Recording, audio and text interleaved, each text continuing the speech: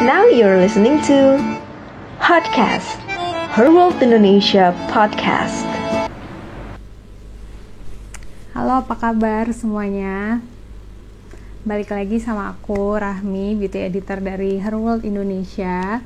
Gimana kabarnya semua? Semoga sehat-sehat aja. Hari ini aku akan ngobrol bareng Mbak Dewi Kau sebagai founder dari Skin Dewi untuk membahas seputar perawatan kulit. Tepatnya perawatan kulit yang sedang breakout atau berjerawat. Mana sih update kondisi kulit kalian selama WFH atau di rumah aja ini? Apakah semakin glowing, semakin cerah karena nggak terpapar polusi juga dan nggak jarang pakai make up, atau justru malah sebaliknya mengalami breakout dan muncul jerawat yang nggak jelas juga kenapa? Nah, semoga dari obrolan hari ini bersama aku dan Mbak Dewi Kau, kalian bisa dapat pencerahan atau solusi bagi kulit yang bermasalah. Nah,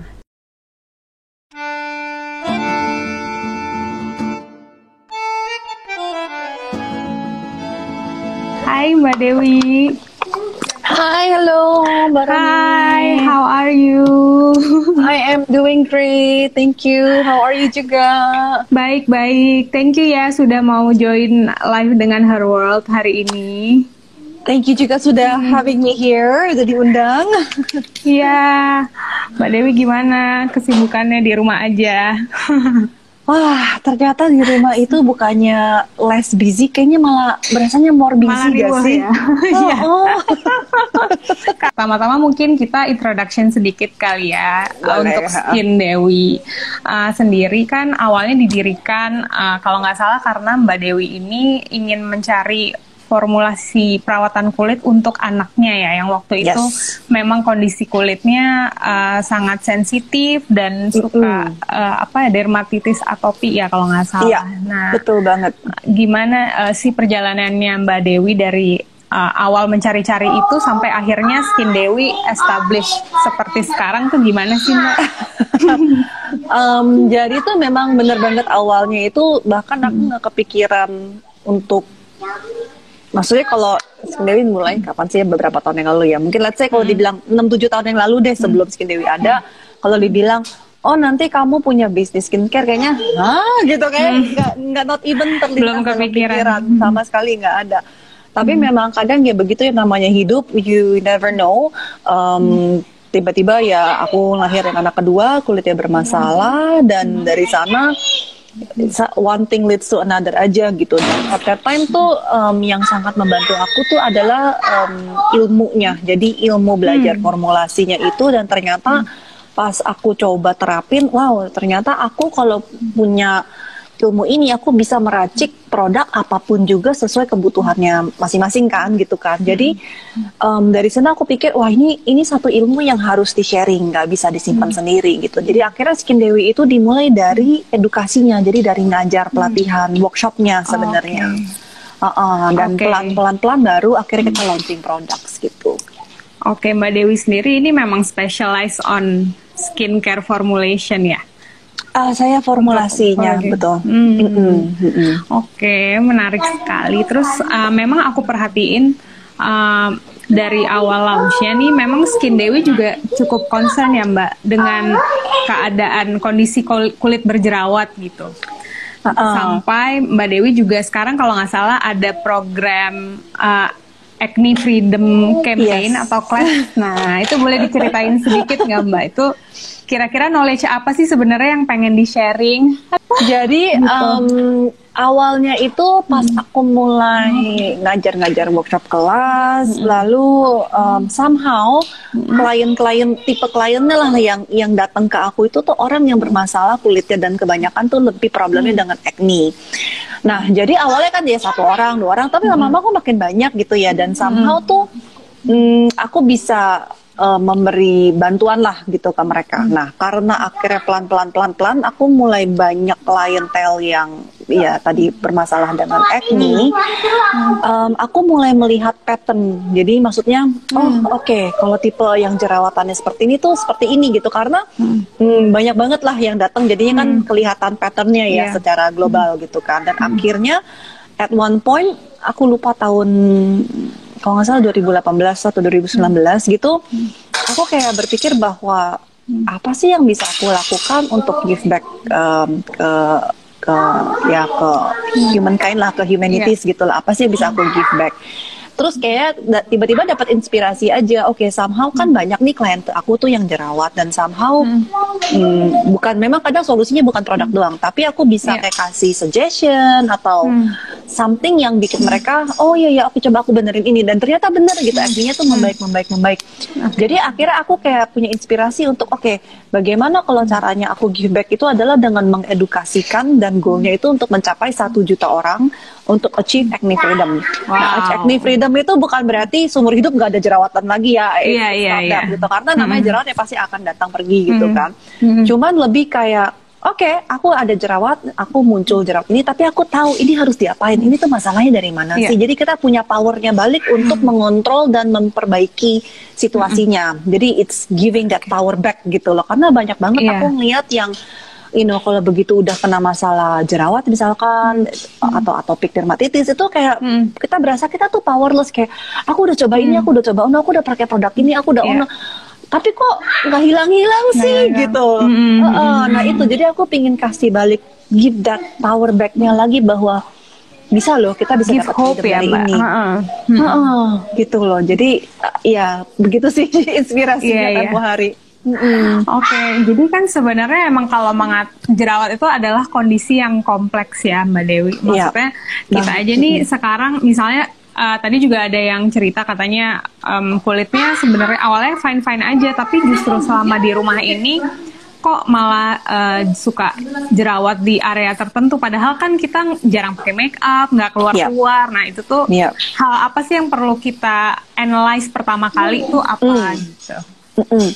Jadi aku perhatikan, ini sih bukan, ini applicable buat segala macam, tapi bukan hanya jerawat doang ya, tapi pada umumnya pertama yang kita harus perhatikan itu dari kondisi mindset.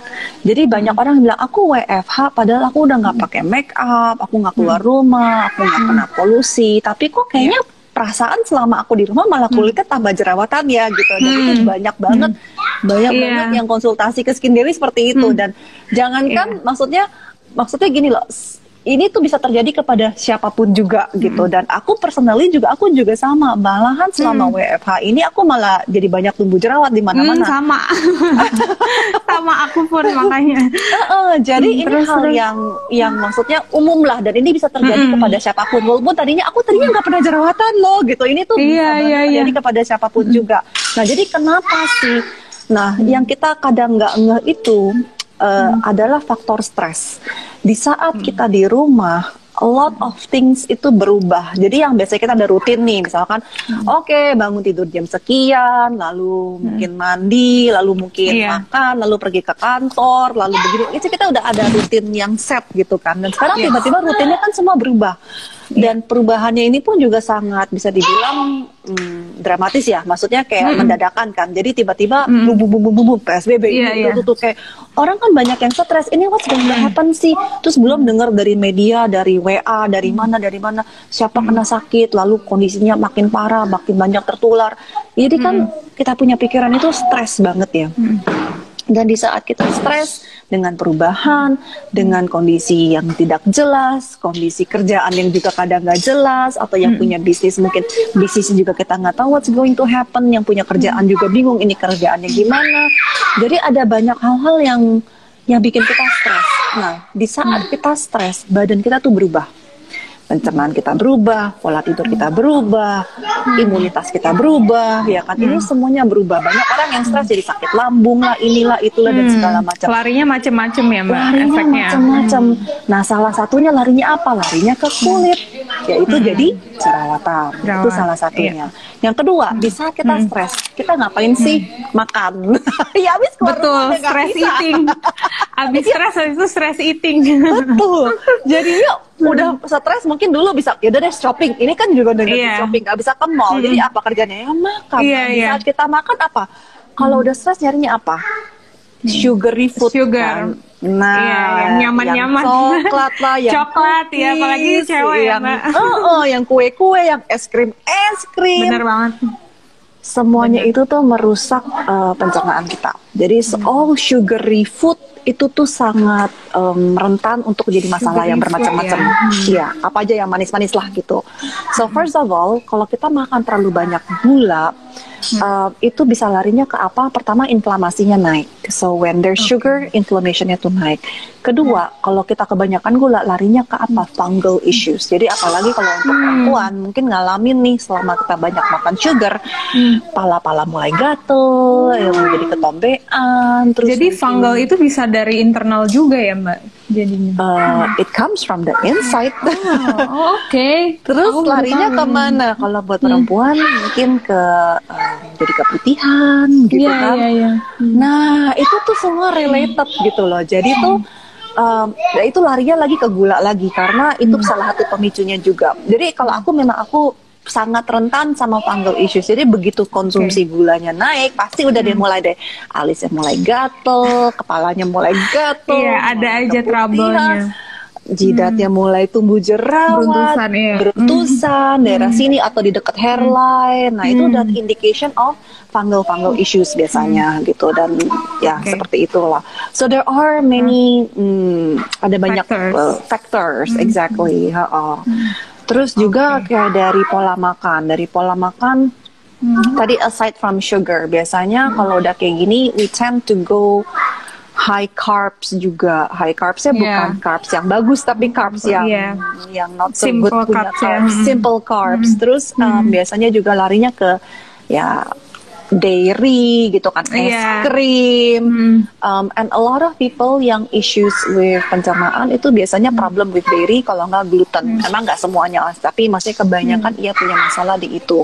Dan itu semuanya kan comfort food ya, maksudnya kalau udah lagi stres larinya ke begituan gitu. Jadi yang nggak heran akhirnya mulailah tumbuh jerawat. Karena bukan jerawat doang sebenarnya, jadi pencernaan juga bermasalah ya kan, dan mungkin lambungnya juga nggak enak, mulai ya gitulah. Jadi semua itu nyambung dari sana. Oke. Mbak, ini ada yang nanya, kenapa sih kalau jerawat itu datang dan pergi tapi selalu di spot yang sama? Kayak di situ mungkin kayak udah hilang, terus udah berbekas, bekasnya udah hilang, terus muncul lagi. Dia lagi ya. Iya. Jadi biasanya tuh memang kita tuh punya masalah, misalnya gini, kita punya satu kelemahan, dan kelemahan tuh biasanya tuh ya itu karena kelemahan jadi dia di situ terus gitu. Misalkan contoh deh, let's say problemnya itu di pipi gitu kan. Pipi itu lebih nyambung ke tadi aku bilang masalah pencernaan. Jadi karena kita punya kelemahan di pencernaan, makanya akhirnya jerawatnya tumbuhnya di situ lagi gitu. Karena balik ke sananya lagi, atau let's say hormonal itu biasanya pada umumnya emang sih hormonal bisa tumbuh di mana-mana, tapi banyak yang tumbuh tuh di daerah, misalkan daerah dagu sini. Dagu ya, area dagu biasanya. Kayak udah deket-deket mens kan suka nih keluar gitu kan. Nah, jadi biasanya tumbuhnya di situ lagi gitu. Karena masalah hormonnya itu masih issuesnya belum tuntas gitu.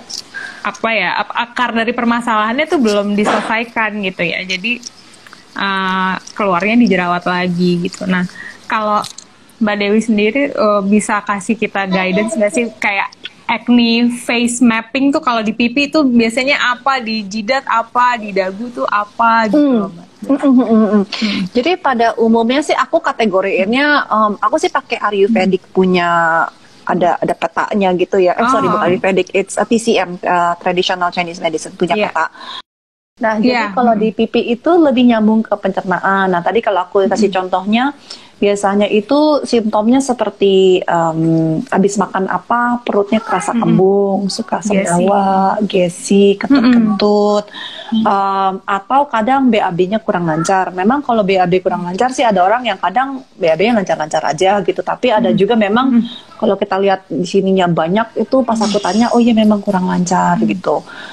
Lalu ada juga tapi yang terlalu lancar. Jadi maksudnya lancar itu bukan berarti terlalu banyak juga bagus gitu ya, karena ada orang yang terlalu lancar itu juga berarti ada indikasi bahwa pencernaannya itu sebenarnya kurang bagus gitu.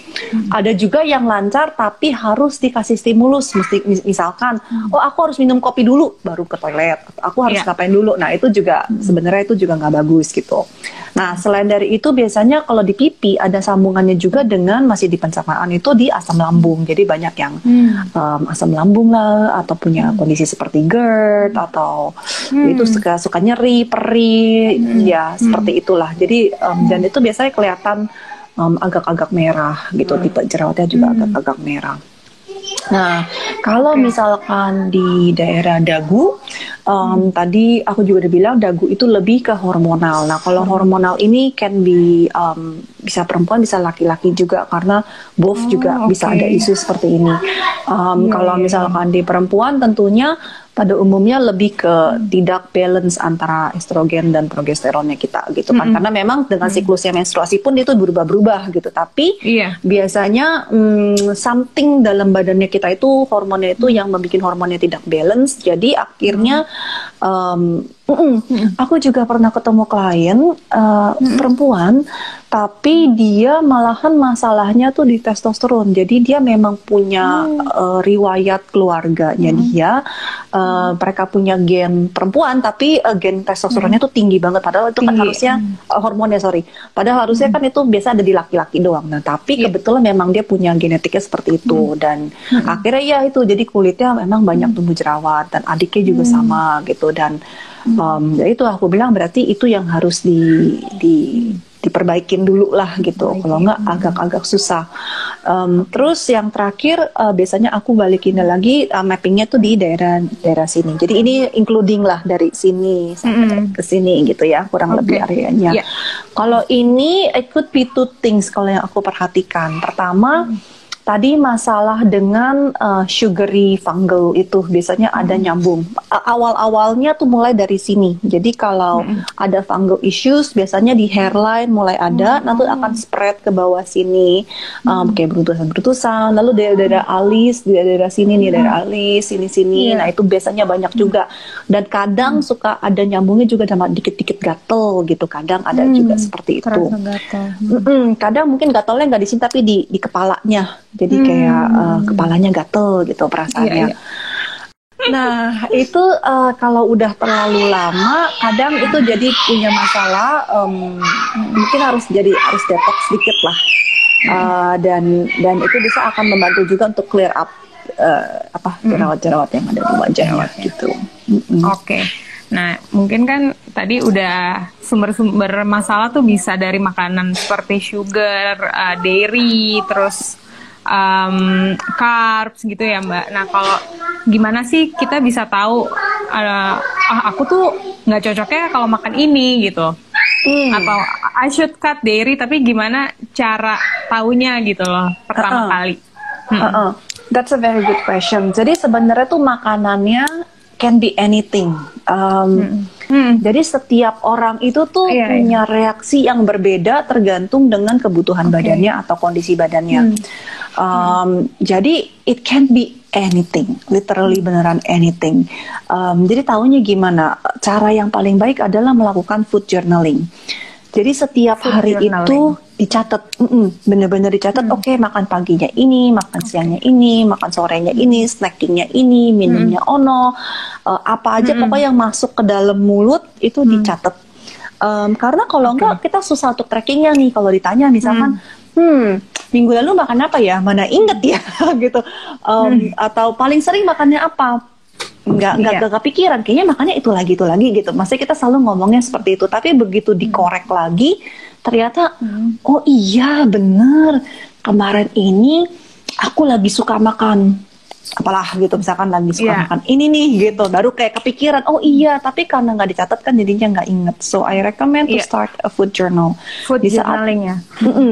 Nah di food journalingnya ini kita juga bisa tulis nih kayak misalkan hari ini makan ini, sarapannya ini, makan siang ini, lalu kondisi kulitnya gimana? Kayak misalkan, oke, hari ini mungkin fine-fine aja gitu. Atau mungkin pas lagi kapan, tumbuh jerawat baru nih di mana? Oh di pipi, atau mungkin di dagu, mungkin di dahi atau wherever lah. Itu bisa dicatat. Nah, setelah sekian hari, sekian minggu gitu kan kita bisa balik lagi dan melihat ya. Kayaknya setiap kali aku habis makan ini gak lama kemudian ini terjadi, kayaknya aku Timbul tumbuhnya di sini lagi, di sini lagi. Lama-lama kita kebaca patternnya, dan ini juga yang aku lakukan di saat aku private consult gitu. Jadi kadang banyak yang, Mbak Dewi aku bingung nih gimana, ya udah jadi kita private consult, dan setelah di tracking satu gitu baru kayak, oh iya bener juga ya. Jangan-jangan karena aku makan ini, jadi kita mulai ada yang dicurigain. Jangan-jangan, nah kalau udah tahu ada jangan-jangan, kita bisa melakukan yang namanya proses eliminasi. Karena kan ini belum tahu for sure, baru curiga, ya kan? Nah di saat kita bisa melakukan proses eliminasi. Proses eliminasi itu adalah di mana kita stop konsumsi makanan yang itu, yang kita curigain yang itu. Sudah dicatat itu. Misalkan selama jangan cuma sehari, nggak cukup gitu. Kita butuh, let's say, memang 1 prosesnya bulan. panjang ya. Karena kita perlu detox dulu dan segala macam. Jadi let's say 1 bulan deh gitu. Nah biasanya selama 1 bulan ini kita stop, kita akan berasa, kita benar-benar akan berasa sih, kayaknya ini nggak ngefek deh, kayaknya ini bener deh. Jadi kayak ada, kita akan bisa konfirmasi. Di saat kita konfirmasi, baru kita bisa memastikannya gitu. Oke. Jadi selain journaling, selain sehat untuk mental health, ternyata ada food journaling juga untuk skin health ya. Iya, ini menarik banget sih, Mbak. Kalau misalnya kan orang udah suka ada yang tiba-tiba breakout nih ya Mbak sekarang. Terus biasanya orang tuh cenderung untuk ingin mengatasi jerawat tuh cepat-cepat gitu.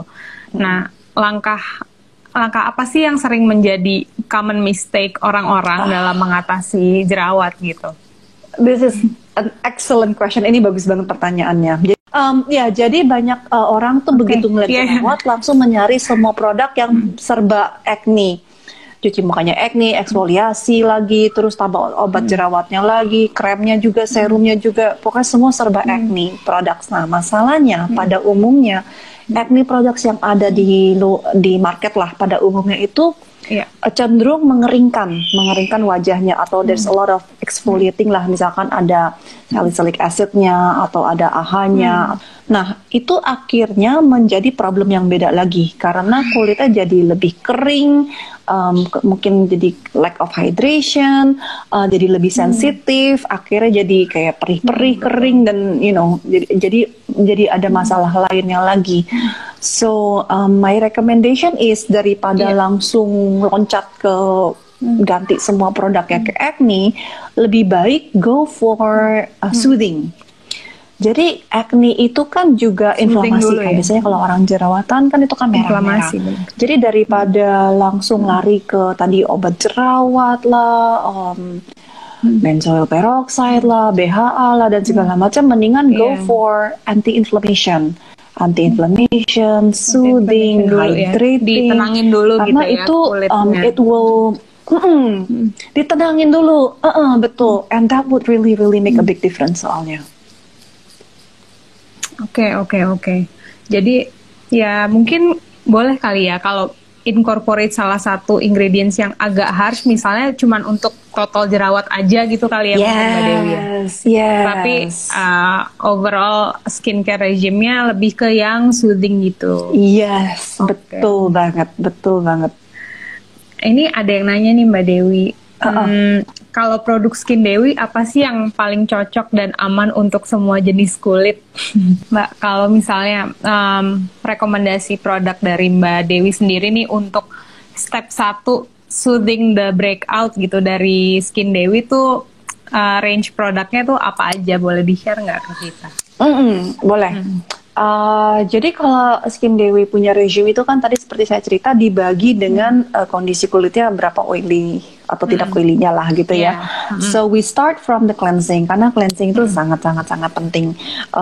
Dan terutama di saat kulitnya lagi breakout itu kan cleansing itu kita harus pilih yang gentle. Jadi kalau buat Skin Dewi kita punya cleansing memang tidak menggunakan surfaktan, jadi tidak ada busanya sama sekali, and it's really gentle, tapi sangat efektif. Nah untuk cleansingnya itu dibagi buat oily skin dan non oily skin, dan ini emang it makes a big difference. Mungkin kalau dipakai berasanya kayaknya sama aja perasaannya, tapi dari segi formulasi it makes a big difference karena ini lebih ke efek jangka waktu panjangnya gitu. Jadi kalau yang hazelnut itu meant to be for oily skin, so people with oily skin pakai itu dalam, misalkan yang lainnya nggak dirubah deh, hanya ganti hazelnut doang misalkan gitu ya, itu akan merasakan perubahannya dari oil production ya dalam waktu 3-6 bulan, bahkan kadang 1-2 bulan udah berasa itu oiliness-nya tuh berkurang karena memang ada bahan-bahan yang ditujukan untuk mengurangi oiliness-nya itu.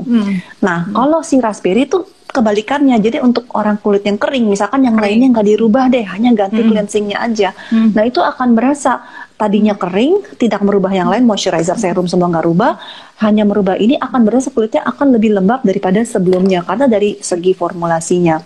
So start from the cleansing itu, jadi balik lagi you have to see kondisi kulitnya lebih yang mana, apakah hazelnut atau si raspberry. Nah, lalu step kedua, tadi kalau ada inflamasi, I would go for calendula karena calendula ini dia cocok for all skin type sebenarnya, mau kering, mau lembab atau atau berminyak itu juga bisa. Dan fungsinya apa tadi itu lebih untuk reduce inflammation, lebih kayak untuk soothing, untuk meredakan inflamasi, kemerahan, nambah hydration. Jadi itu the next stepnya untuk menangin si kulitnya. Nah, the next step ketiga, this depends on, balik lagi, apakah dia berminyak atau dia kering. Karena kalau misalkan dia berminyak, aku akan rekomendasi temulawak. Temulawak ini dia 2 step.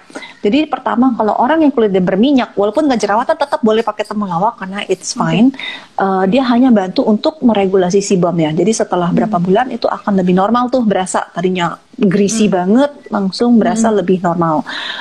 Dan kalau yang jerawatan dia juga bantu untuk mengeluarkan isi-isi jerawat. Jadi kadang kan di kulitnya udah ada kan kayak jerundul-jerundulnya gitu, dipegang berasa, tapi nggak keluar gitu kan, dia nyangkut gitu. Nah, si temulawak ini bantu untuk mengeluarkan isi-isinya. Jadi awal-awal memang jerawat yang tadinya mendem akan keluar pelan-pelan itu isinya, seperti itu. Tapi kalau nggak jerawatan pun juga bisa pakai, it's totally fine, ya, karena dia bukan obat jerawat lah, so to speak gitu. Tapi kalau misalkan kulitnya kering, nggak bisa pakai temulawak karena itu akan lebih ngeringin lagi kulitnya. So you have to go for si ginkgo tadi. Lalu tapi bagaimana dengan jerawatnya? Nah, itu bisa ditotolin jadinya. Bisa ditotolin misalkan pakai temulawak. Terus temulawak ini bentuknya ya emulsion gitu ya, Mbak ya? Betul. Nah, itu bisa dijadikan sebagai spot treatment juga berarti. Yes, betul. Oke, good to know. Lalu kita sebenarnya belum lama ini ada launching produk baru namanya Tamanu Green Serum. Nah, si Tamanu Green Serum ini pas aku buat itu untuk untuk membantu kondisi yang dimana temulawak tidak bisa membantu. Contohnya apa? Jadi contohnya untuk orang yang kulitnya kering gitu ya, kan nggak bisa pakai temulawak karena akan tambah kering. Jadi dia bisa pakai si Tamanu dan bentuknya pun kayak minyak, it's an oil serum basically. Terus kedua, kalau misalkan ada masalah dengan let's say fungal issues gitu, nah si Tamanu tuh juga bisa bantu. Terus ada bahan-bahan yang untuk handling atau tackling acne yang tidak digunakan di temulawak. Jadi dia memang cara kerjanya beda. Jadi buat orang yang let's say temulawak kurang cocok, nah itu bisa coba pakai si Tamanu ini gitu. That would be the next option ya, seperti itu. Ini aku recap dulu sedikit ya, Mbak. Jadi untuk kalian di sini yang mungkin mengalami breakout nih selama di rumah aja, mungkin bisa dimulai dari food journaling dulu ya, Mbak, berarti pertama-tama. Nah, dalam food journaling ini tuh kita berarti nggak usah go on a diet dulu ya. Pertama-tama kayak kita eat everything we want dulu gitu kan, seperti biasa, lalu dicatat apakah ada reaksi atau enggak gitu di kulitnya. Dan emang ini prosesnya nggak bisa sebentar ya, bisa mungkin paling cepat sebulan gitu kali ya, Mbak, baru ketahuan nih ada apa gitu. Biasanya food journaling 1-2 minggu udah kelihatan sih. Karena 1-2 minggu ya? Udah mulai terlihat. Oke, move on dari food journaling. Abis itu kita juga handle kulitnya pertama dengan ingredients yang soothing dulu ya, Mbak, untuk menenangkan jerawatnya. Baru mungkin untuk jerawatnya bisa pakai spot treatment yang memang Yap. lebih kuat gitu. Yes, betul.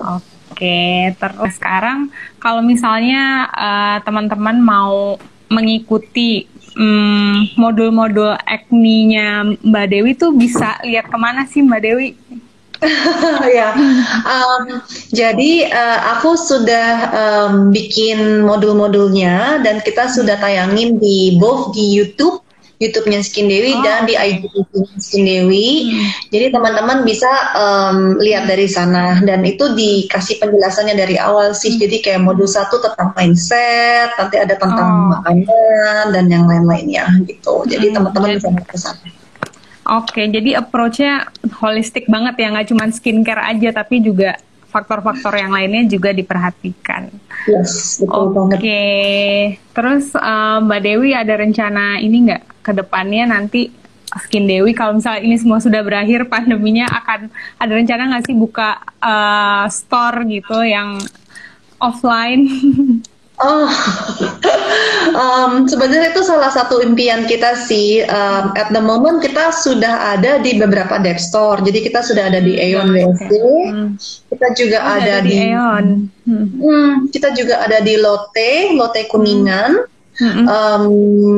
Tapi kalau individual store sendiri memang hopefully lah kalau semua ini sudah lewat kita bisa ada satu juga gitu. Oke deh. Oke, kita wrap dulu kali ya Mbak. Udah lumayan lama juga kita ngobrolnya.